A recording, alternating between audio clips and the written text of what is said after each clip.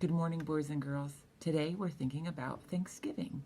And when we think about Thanksgiving, yep, we think about eating turkey, but we also think about things we are thankful for. And thankful just means we're really happy and feel really lucky to have things in our lives.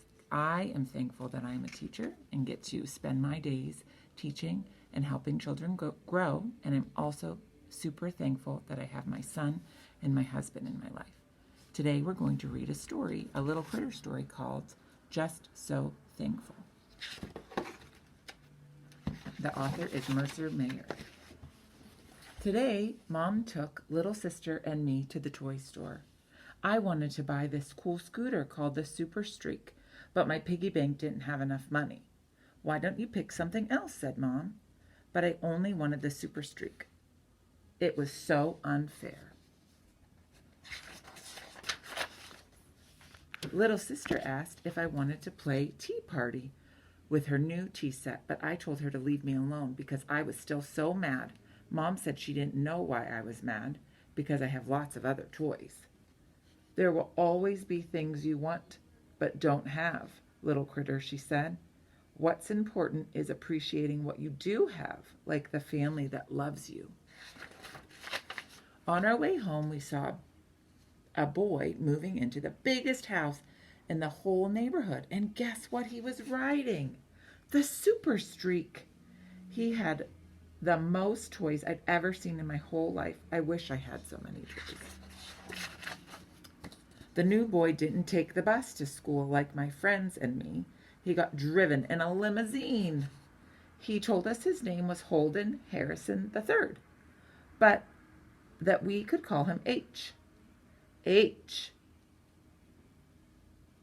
Then he showed us his cell phone. He's the only kid in school with his very own phone and a name that's just 2 letters. Wow, H, I said. H invited my friends and me to come to his house for a sleepover. We went swimming in his gigantic pool. And we watched a movie on his great big TV. We made a mess with the popcorn and the candy and the sodas, but the maid said it was okay. She cleaned everything up. And in the morning, there was this big breakfast just for us. Wow, H, I said, you are so lucky. You get the prize in every cereal box since you don't have to share it with anybody. On my way home, I told Mom about all the fun stuff we did at H's house. Why don't you invite H to our house? Mom asked. But he might get bored since we don't have so much cool stuff to play with, I said. Mom just smiled and told me to invite him anyway.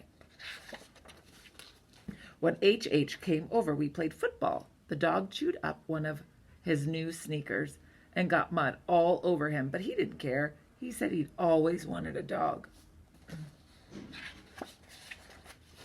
I told little sister not to bug us, but H said it was okay. He even played tea party with her and Kitty, and he let her win at checkers, too. When it was time for dinner, he helped me set the table, even though it was my chore. And then he helped Dad barbecue the hamburgers. H said he never gets to help with dinner at his house. He didn't even mind when Grandma and Grandpa asked him tons of questions, and when Grandma patted him on the head. He said he never sees his grandparents because they live so far away.